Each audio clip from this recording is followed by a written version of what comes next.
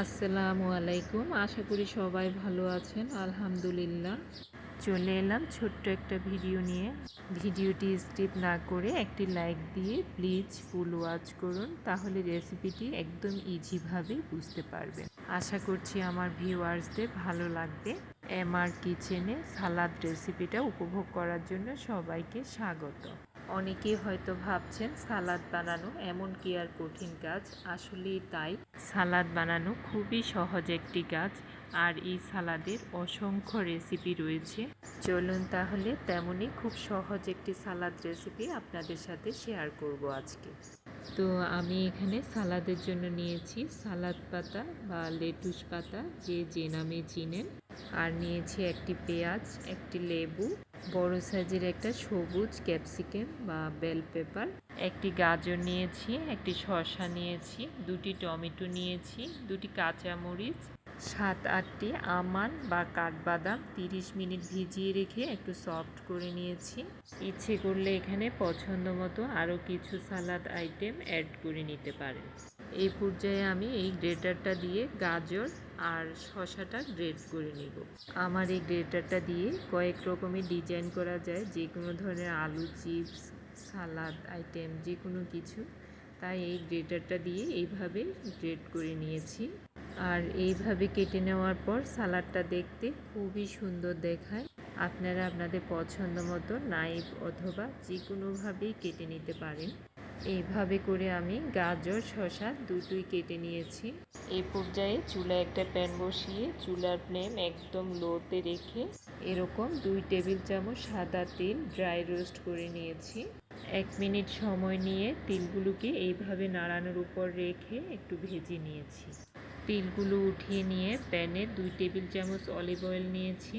Olive oil বাসায় না থাকলে সাদা রান্নার তেল ব্যবহার করা যাবে। আর দিয়েছি 1 টেবিল চামচ রসুন কুচি। রসুনগুলো নাড়ানোর উপর রেখে এরকম ব্রাউন কালার হয়ে আসার পর দিয়ে দিলাম ক্যাপসিকাম বা বেল পেপার। ক্যাপসিকামগুলোকে আমি এইভাবে চিকন চিকন করে কেটে নিয়েছি। আর দিয়েছি গাজর, স্বাদ মতো লবণ, হাফ চা চামচ চাট মশলা দিয়েছি। এরকম একটি চাট মশলা বাসায় রেডি করা থাকলে যে কোনো ধরনের খাবার রেডি করতে আর কোনো টেনশন থাকে না, খুব সহজে তৈরি করা যায়। মশলাটির লিঙ্ক ডেসক্রিপশনে দেওয়া থাকবে, প্রয়োজন হলে দেখে নিতে পারেন। এবার যাবে টমেটো ইভেন ক্যাপসিকাম একই রকম করে কেটে নিয়েছি। সব শেষে সালাদ পাতা বা লেটুস পাতা এই সাইজ করে কেটে নিয়েছি।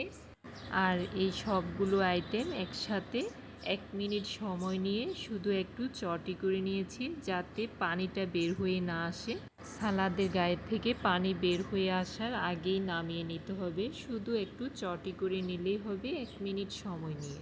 ইভেন যে প্যানে চটি করবেন ওই প্যানের থেকে আলাদা একটা বাটি অথবা প্লেটে নিয়ে নেবেন। ওই প্যানে থাকলে গরমে হয়তো সালাদের থেকে পানি বের হয়ে আসতে পারে।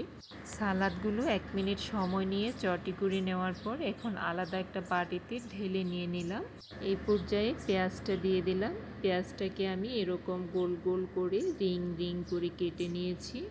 পেঁয়াজ অ্যাড করে নেওয়ার পর এখন অ্যাড করেছি শসা, ধনেপাতা, আর এটি হলো লেবুর খোসা। লেবুর রসটা নেওয়ার পর ভিতরে সাদা অংশটা ফেলে দিয়ে এইভাবে টমেটোর মতো পাতলা পাতলা করে স্লাইস করে কেটে নিয়েছি।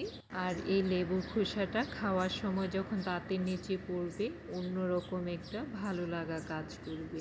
এই লেবুর খোসাটা আমরা অনেকেই ভাত খাওয়ার সময় লেবুটা খেয়ে চিবিয়ে খেয়ে থাকি।